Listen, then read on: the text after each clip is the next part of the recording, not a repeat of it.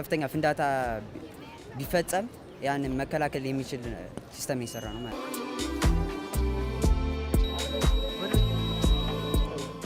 የትምህርት ስርዓታችን ውጤት ነው። ይሄ የምናየው ከ7 ሰከንድ በኋላ በመጮህ ሌባውን እንዲያዝ ያደርጋል። እውነት ለመናገር አሁን ብታዩት ከኛ ከመምህራን በላይ ናቸው።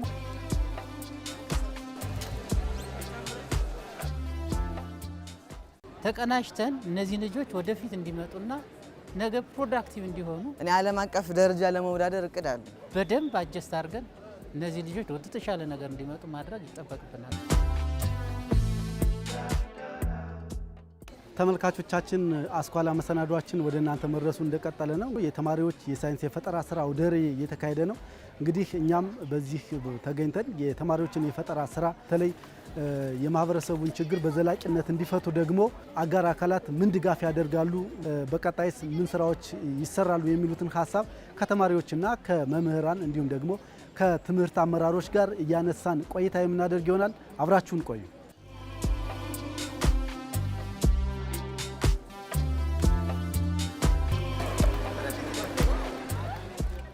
ተማሪ ኤልያስ ሲሳይና ጓደኞቹ በጣና ሐይቅ ሁለተኛ ደረጃ ትምህርት ቤት የ11ኛ ክፍል ተማሪዎች ናቸው። ተማሪዎቹ ያቀረቡት የፈጠራ ስራ በአካባቢያቸው ያሉ ችግሮችን በሳይንሳዊ መንገድ ለመፍታት ያለመ መሆኑን ይናገራሉ።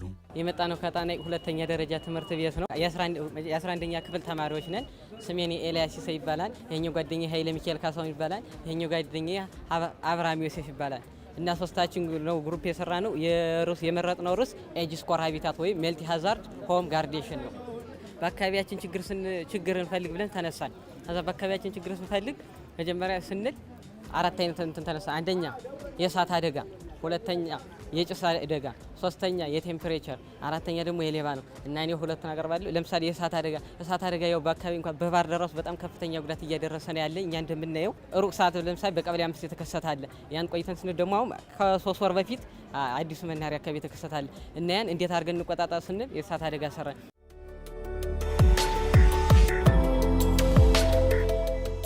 እንደ ተማሪ ኤልያስና ጓደኞቹ የጊዮን አጠቃላይ ሁለተኛ ደረጃ ትምህርት ቤት የ10ኛ ክፍል ተማሪ የሆነው ተማሪ አማኑኤል ተመስገን የአካል ጉዳተኛ ተማሪዎችን ችግር ለመቅረፍ ያለመ የፈጠራ ስራ ሰርቷል። ስሜ አማኑኤል ተመስገን ይባላል። የመጣሁት ከጊዮን አጠቃላይ ሁለተኛ ደረጃ ትምህርት ቤት ነው። የ10ኛ ክፍል ተማሪ ነኝ። ይሄን ለመስራት ያነሳሳን ነገር ያው በትምህርት ቤታችን ውስጥ አካል ጉዳተኛ ልጆች አሉ እና ብዙ ጊዜ ስንሄድ አብረናቸው ስንሄድ እኛ እየገፋናቸው ነው የምንሄድ። እነሱ መሄድ አይችሉም፣ ግን መቆጣጠር የምንሰጣቸው መቆጣጠር ችለው እንትን ማለት ይችላሉ። እሳት አደጋውን ስንሰራ ለምሳሌ እሳቱ ዲቴክት ያደርጋል። እሳቱ ይኸው እቻት ነው። ለምሳሌ እሳት ዲቴክት ያደርጋል። እሳት ዲቴክት ሲያደርግ ፓምፕ አለ። ፓምፑ ኦን ይሆናል። ፓምፑ ኦን ይሆንና ይሄ ይረጫል። ይስረጫቷል። ለምሳሌ እኔ እየፈልየው እያነደርኩት ቢሆን ብትለኝ በስልክ ሪስፖንስ ይልክልሃል። አደጋ ነው ወይስ አይደለም ይላል። አደጋ ነው ካልከው የስ ስትለው አደጋ ነው ብሎኛል ብሎ ፓምፕ ኦን ይሆንና ይረጭና ያጠፋዋል። ወይም ለምሳሌ ሳትልክለት ብትቀር ኖ አደጋ ካልሆነ ኖ አደጋ ካልደለም ካልከው ፓምፕ ኦን አይሆንም፣ አይረጭም። ሶስተኛ ደግሞ ሪስፖንስ ይልክና ለ7 ሰከንድ ይጠብቃል። አደጋ ተከስቶ ቢሆን ይጠብቅህና ምንም ሪስፖንስ ካልሰጠው ለ7 ሰከንድ ይጠብቅና ራሱ ፓምፕ ኦን ይሆናል። ዲቴክት አድርጓን አዛ ራሱ ያጠፋዋል ማለት ነው። ጭሱ እና እንደ ሀገር ስናየው በጣም ከፍተኛ ጉዳት እያደረሰ ነው። እኛ በአካባቢ እንዳየሁት ነው። እንደ ሀገር ስናየው ደግሞ በጣም ከፍተኛ እያደረሰ ስለሆነ ጭስ ሲነሳ ይሄ ፋኑ አለ። ፋኑ ኦን ይሆንና ጭሱን ወደ ውጭ ያስወጣል። ለምሳሌ አሁን እኔ ፈልየው ጭሱን እያጨስኩት ነው ትችላለህ። በስልክ ቅድም ምሳሌ እንዳልኩት ይልክልና ይጠብቃል። አደጋ ነው አይደለም ብሎ ይልክላል። አደጋ ነው የስ ካልኩ አደጋ ነው ብሎ ጭሱን ይሄ ፋኑ ወደ ውጭ ንፋስ ያስወጣል። ወደ ውጭ ያስወጣል። አይ ዝም ኖ ካልከው አደጋ አይደለም ብሎ ይተዋል። ያለ ደግሞ ለ7 ሰከንድ ሪስፖንስ ይጠብቃል። ተኝተህ ለምሳሌ እንዳነደርከው ተኝተህ ጭሱ በጣም ሊያፍን ይችላል። ያኔ ያስወጣል ማለት ነው።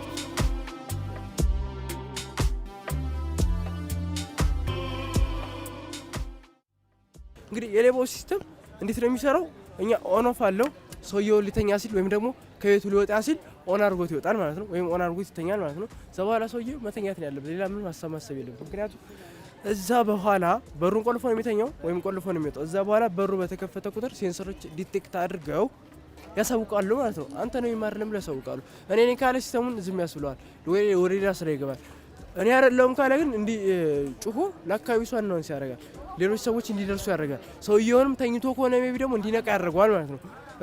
ይሄ ለሪስፖንስ የሚጠብቀው 7 ሰከንድ ነው። ምክንያቱም ከ7 ሰከንድ በላይ ለአደጋ ጊዜ መስጠት ስለሌለብን ከ7 ሰከንድ በኋላ በመጮህ ሌባውን እንዲያዝ ያደርጋል። ለምን በ7 ሰከንድ ብቻ እንዲጠብቅ አራችሁን ብትሉን ስልካችን ሊጠፋ ይችላል፣ ወይም ዳሜጅ ሊሆን ይችላል፣ ወይም ደግሞ ተሰርቆ ሊሆን ይችላል፣ ወይም ባትሪ ዘግቶም ከኛ ጋር ሊሆን ይችላል እና ያኔ ላያሳውቀን ነው ማለት ነው።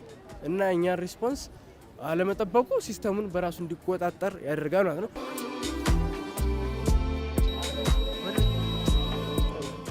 በነተማሪ ኤልያስና ጓደኞቹ አማካኝነት የተሰራው የፈጠራ ስራ በአካባቢው ከሚገኙ ቁሳቁሶች መሆኑ ደግሞ በቀላሉ የፈጠራ ስራቸውን እንዲሰሩ አግዟቸዋል።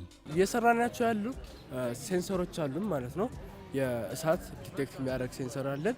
የቴምፕሬቸር የሚቆጣጠርልን ሴንሰር አለ። በተጨማሪ ደግሞ የጭስ ሴንሰር አለ ማለት ነው።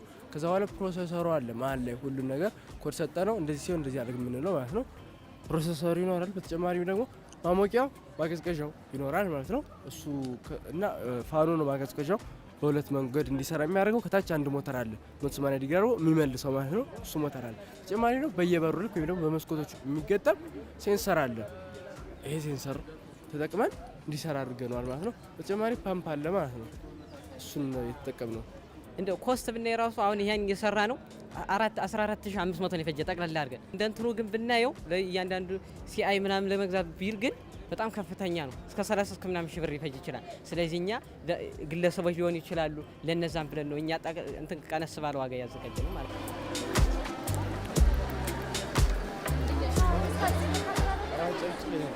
ሼን የሰራ ነው ከአካባቢያችን በምናገኙ እቃ ነው። ይኸው ማብሪያ ማጥፊያ ተጠቅመናል።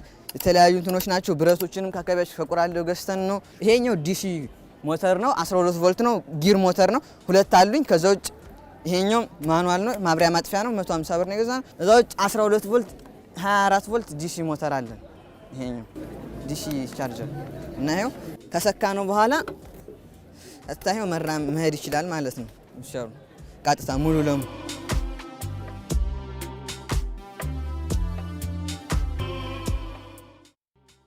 ተማሪዎቹ የሰሯቸው የፈጠራ ስራዎች ከዚህ በበለጠ ተሻሽለውና አድገው ችግር ፈች እንዲሆኑ በርትተው እየሰሩ ነው። አሁን ችግሩ እኔ ከማህበረሰቡ ከተለያየ አሁን በቅርብ ጊዜም በተከሰቱ በአደጋ ችግሮች ነው ይሄንን ፕሮጀክት እየሰራ ነው። ለህብረተሰቡ ደግሞ ማቅረብ የፈለግ ነው ሚድል ኢንካም ላላቸው ብዙዎች ከፍተኛ ያላቸው መግዛት ይችላሉ፣ ገዝተው መጠቀም ይችላሉ። ፕራይሱንም እኛ ማለት ለትርፍ ሳይሆን እንትን ያልነው በቃ ህብረተሰባችን ለመርዳት ወይም ለመጥቀም ነው ይሄን የሰራ ነው። እሳት አደጋ እስከሚመጣ ድረስ ይሄኛውን ቢጠቀሙ ቢያንስ ከፍተኛ ኤክስፕሎዥን ማለት ከፍተኛ ፍንዳታ ቢፈጸም ያንን መከላከል የሚችል ሲስተም የሰራ ነው ማለት ነው። አሁን ራሳችንን እንድናሻሽል ይጠቅመናል። ምክንያቱም ውድድር በተወዳደርሽ ቁጥር ጉድለትሽን እያየሽ ስለምትመጪ ያንን አዳፕት አድርገን ወደፊት ስንሄድ ያው ፈጠራ ስራችንን ወደ ሪል ለማውረድ ያግዘናል ብዬ አስባለሁ።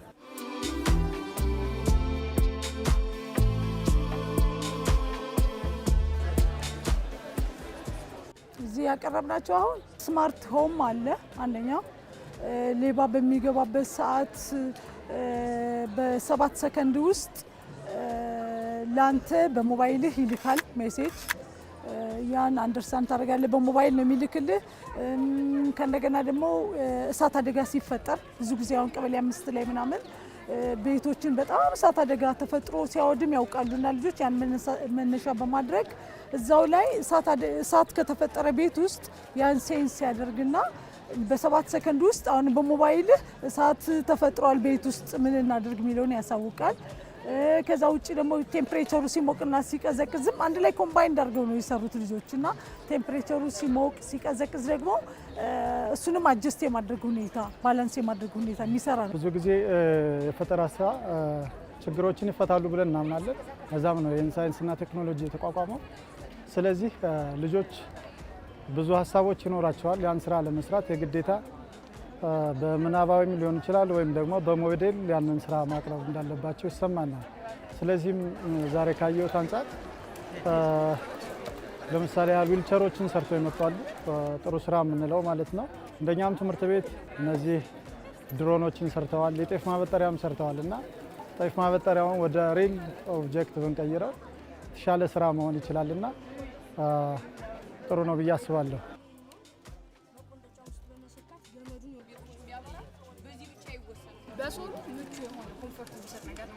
እንደነ ተማሪ ኤልያስና ጓደኞቹ ያሉ የፈጠራ ስራዎች ከንድፈ ሀሳብ ወደ ተግባር ተሻግረው ችግር ፈች እንዲሆኑ በቅርበት መከታተልና መደገፍ ተገቢ ነው። መጀመሪያ የምነሳው ከመንግስት ነው ማለት ነው። መንግስት ለእኛ ፕሮጀክታችን በማየት በመፈተን ፍቃድ እንዲሰጠን እንፈልጋለን ማለት ነው። ሁለተኛው ደግሞ አሴ ካፒታል ከኛ ጋር አብሮ መስራት የሚፈልግ ሰው ካለ እኛ ጋር አብሮ መስራት የሚፈልግ ሰው ካለ ኢንቫይት ማድረግ እንችላለን። ምክንያቱም ወይም መነሻ ብድር ወይም ደግሞ መነሻ ካፒታል የምናገኝበት እድል ቢመቻችልን የፕሮዳክሽን ማቅረብ የምንችል። ትምህርት መምሪያው ምንድነው ለእኛ ተጨማሪ ስልጠናዎችን የምናገኝበት እድል ወይም ደግሞ ራሳችን ከዚህ የተሻለ ፕሮጀክት እንድንሰራ ወይም ደግሞ ይህንን የበለጠ እንድናሻሽለው የተለያዩ ትምህርት እድሎች ቢያመቻችልን በጣም ደስ ይላል። እኛ የድጋፍ የምንፈልገው ያው የማቴሪያል ድጋፍ ትምህርት ቤታችንም ሰፖርት እያደረገን ነው። ያው እናሳድጓለን ብዬ ተስፋ አደርጋለሁ። እኔ ዓለም አቀፍ ደረጃ ለመወዳደር እቅድ አለ። አሁን ማሸነፈን ወደዛ እየሄድን ቀስ በቀስ እያልን እያደግን ወደዛ እንደምናድግ ተስፋ አደርጋለሁ።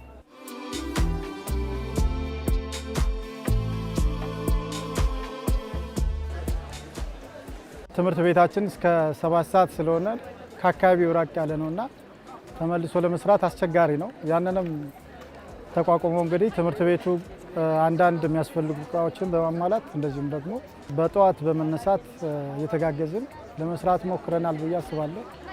ጥሩ ነው ብዬ አስባለሁ። ልጆችን ማየት ይቻላል። እኛ እንደ ራሳችን እንደ ትምህርት ቤት እየሰራን ያለ ነው ምንድነው ለሌሎች ተሞክሮ ይሆናል የምንለው ትምህርት ቤታችን የትምህርት ቤታችን አስተዳደር ቀና ነው፣ በጎ ናቸው። የምንፈልገውን ነገር በአግባቡ ነው እንዲገዛ የምንፈልገውን ሳፖርት እንዲያደርጉን የምንፈልገውን ማቴሪያል እንደፈለግን ነው ሳፖርት የሚያደርጉን። ከዛ ውጪ እኔ እንደራሴ በግሌ ግን እንዳስተባባሪነት የሰራሁት የ2 ወር ፕሮጀክት ቀረጽንና ፕሮጀክቱን ለባህር ዳር ዩኒቨርሲቲ መምህራን ወሰድን፣ ፈቃደኛ ሆኑልን። በተከታታይ ቅዳሜና እሁድ ለ2 ወር ስልጠና ሰጡልን። ከዛ ውጭ እያንዳንዱን ፕራክቲካሊ ልጆች አለን፣ ሳይንስና ቴክኖሎጂ ቢሮ አለን። እዛ ላይ ፕራክቲካሊ ገብተው ነው ልጆች በተግባር እየሰሩ ያሉት ከኛ ጋር በትብብር። እኛ አሁን እዚህ ደረጃ ደርሰናቸዋል። ትምህርት ቢሮ አለ፣ ሳይንስና ቴክኖሎጂ ቢሮ አለ፣ ባህር ዳር ዩኒቨርሲቲ አለ እና ሌሎች ባለሀብቶችም አሉ። ተቀናጅተን እነዚህ ልጆች ወደፊት እንዲመጡና ነገ ፕሮዳክቲቭ እንዲሆኑ ለማድረግ ነው። ይሄ ደግሞ ትልቁ ነገር የትምህርት ስርዓታችን ውጤት ነው። ይሄ የምናየው ከየትም አይደለም። አሁን እያየ ከሆነ ከየትኛው ቻፕተር ያገኘው ነው ከየትኛው ሰብጀክት ያገኘው ነው ብለን ስንጠይቀው ከዚህኛው ከፊዚክስ ከዚህ ቻፕተር ከዚህ ግሬድ ሌቭል ይላል እና ለምሳሌ አሁን በአዲሱ ስርዓተ ትምህርት የግብርና ስራ እየናር 11ኛ ክፍሎች ናቸው እነዚህ። ስለዚህ ድሮ የእርሻ ትምህርት አጥፍተነው ነበር። ከዛ ተነስቶ አሁን የእርሻ ትምህርት እንዴት ፕራክቲካል ማድረግ እንደሚቻል እየነገሩን ነው።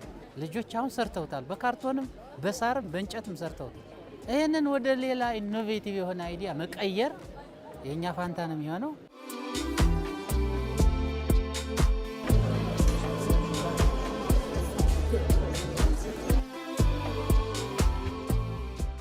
የመጀመሪያው ብዬ የማስበው እንደ ትምህርት ቤት ያው ትምህርት ቤቱ እንደራሱ አድርጎ ልጆችን ተንከባክቦ መያዝ ግዴታ አለበት ብዬ አስባለሁ። ልጆቹ ውጤታቸውም ወደ ኋላ እንዳይሉ የማገዝ ስራ ሊሰራ ይገባል። ሁለተኛው ደግሞ ሳይንስና ቴክኖሎጂ ያው በሚኒስቴር ደረጃ አለ ብዬ አስባለሁ። ስለዚህ ይሄ ሳይንስና ቴክኖሎጂ ትምህርት ቤቶች ላይ እያንዳንዱ ትምህርት ቤት ላይ እነዚህ ልጆች ምን ስራ ሰርተዋል የሚለውን ነገር የመጣ እየተመለከተ የማገዝ ኃላፊነት አለበት ብዬ አስባለሁ። ሌላኛው እነዚህ ልጆች ወደ ተግባር ለመቀየር የግዴታ ድጋፍ ይፈልጋሉ። ልክ እንደዚህ አይነት ውድድር ብቻ ሳይሆን ከዚህ በዘለለ ሌሎች ድጋፎችን ተደርጎላቸው ውጤታማ እንዲሆኑ እነሱን ለማነሳሳት ሌላው ስልጠና ያስፈልጋቸዋል። እነዚህ ልጆች የሚያስቡት አነስተኛ ሀሳብ ሊሆን ይችላል። የእነሱን አነስተኛ ሀሳብ ከፍ ወዳለ ነገር እንዲያመጡት በየጊዜው ስልጠና ያስፈልጋቸዋል። ቢያንስ እንኳን ከአመት 2 ጊዜ ውድድር አድርጎ እነዚህ ልጆች የመጀመሪያው ውድድር ላይ የተሳሳቱትን ሁለተኛው ውድድር ላይ እንዲያሻሽሉ ይጠቅማልና ቀጣይነት ቢኖረው መልካም ነው ብዬ አስባለሁ። ልጆችን ቀርቦ እገዛ ቢደረግላቸው ሞቲቬት ቢደረጉ ክትትል ደግሞ ሞር አሁንም ይከታተሉናል። ከበፊቱ የበለጠ ትምህርት መምሪያ ቢሮም የተወሰነ ክትትል አለ። ከዛ በተጨማሪ ደግሞ የበለጠ ጥረት እያደረጉ ቢያግዙን ከዚህ በላይ የኛ ልጆች የመስራት ለመናገር አሁን ብታያቸው ከኛ ከመምህራን በላይ ናቸው ማለት እናገራለሁ። ድፍሬ መናገር እችላለሁ። እና ልጆችን እንደዚህ ሞቲቬት እያደረግን ሄደን ፕራክቲካሊ ያቀረቡትን ነገር ፍሬ ላይ እንዲውል ተግባር ላይ እንዲውልላቸው ፓተንቱን እንዲያገኙ ለገበያም እንዲቀርብ የተሻለ የትኛው ነው ብለን እገዛ ካደረግንላቸው ይስተካከላል ብዬ አምናለሁ። በትምህርት ስርዓታችን ላይ ትልቁ እገዛ አሁን ለምሳሌ 7 እና 8 ሲቲኤ አለ ካሪየር ኤንድ ቴክኒካል ኤጁኬሽን ልጆች ፈጠራ እንዲወዱ ልጆች ስራ ፈጣሪ እንዲሆኑ ራሳቸውን እንዲችሉ የሲቲዝንሺፕ እንዲያድርባቸው የሚያደርግ 7 እና 8ኛ ክፍል ካሪየር ኤንድ ቴክኒካል ኤጁኬሽን አለ። ሁለተኛ ወደ 11ኛ ክፍል ቀደም ሲል ስርዓተ ትምህርቱ አጥፍቶት የነበረው አሁን የሙያ ትምህርቶች በተገቢ መንገድ መጥተዋል። አይሆፕ ይሄ የኛ ይህንን ምቹ ሁኔታ መፍጠር ረገድ መምህር መቅጠር ወርክሾፖችን ማዘጋጀት ይጠበቅብናል። ልጆቻችንን አሁን እያወዳደርናቸው ነው ያለን። በተለይ ወደፊት የሚወጡ ተወዳዳሪዎችን ከሳይንስና ቴክኖሎጂ ከሳይንስና ኢኖቬቲቭ ቢሮ ጋራ በመሆን ስራዎችን በኔክስት ክረምት ላይ በደንብ አጀስት አድርገን እነዚህ ልጆች ወደ ተሻለ ነገር እንዲመጡ ማድረግ ይጠበቅብናል ብዬ አስባለሁ።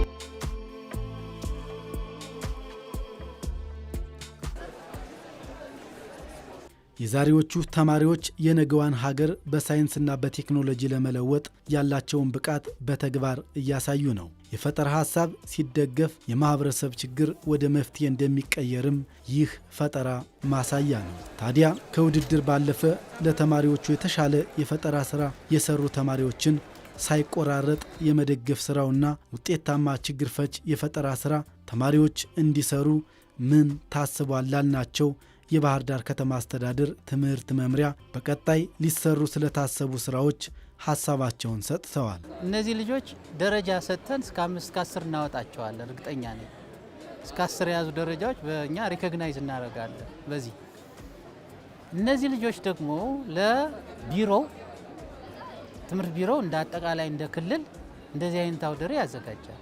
ለክልሉ እናስረክባለን። ዜርፎር በክልል ይወዳደራሉ።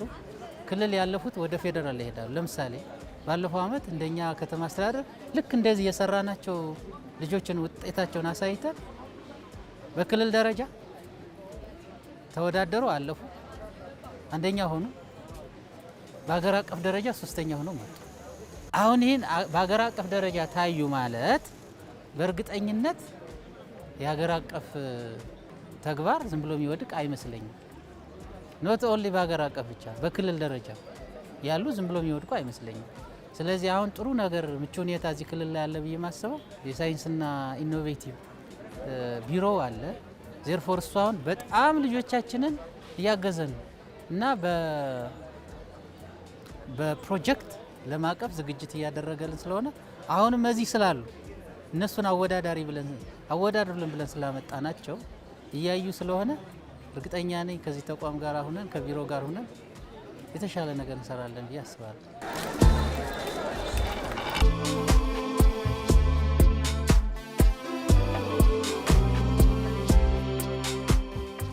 ተመልካቾቻችን በዛሬው የአስኳላ መሰናዷችን እንግዲህ በባህር ዳር ከተማ አስተዳደር ትምህርት መምሪያ አማካኝነት እየተካሄዱ የነበሩ የተማሪዎች የሳይንስ የፈጠራ ስራ ውድድርን በተመለከተ ነበር እንግዲህ ወደ እናንተ ስናደርስ የቆየ ነው። እንግዲህ በዚህ ውድድርም የተለያዩ የተማሪዎች የሳይንስ የፈጠራ ስራዎች ስናይና ስንመለከት ነበር። እነዚህ የሳይንስ የፈጠራ ስራዎች በተለይ የማህበረሰቡን ችግር በዘላቂነት በመፍታት ረገድ ምን መደረግ አለበት የሚሉ ሀሳቦችን ከተማሪዎች ከመምህራን እየተነሱ ሀሳባቸውን ሲያጋሩን ቆይተዋል። በተለይ እንግዲህ ተማሪዎች እነዚህን ከንድፈ ሀሳብ ወደ ተግባር የሰሯቸውን የፈጠራ ስራዎች ደግሞ ዘላቂና በተለይም የማህበረሰቡን ችግር በመፍታት ረገድ ደግሞ በቀጣይ ምን መሰራት አለበት የሚሉትን ሀሳቦች ደግሞ ከትምህርት አመራሮች ጋር ሀሳባቸውን እያነሳን ነበር ቆይታ ያደረግነው። የዛሬው የአስኳላ መሰናዶዋችን ይህን ይመስል ነበር። ሌሎች የአስኳላ መሰናዶዎች ወደ እናንተ መድረሳቸውን ይቀጥላሉ። አብራችሁን ቆዩ።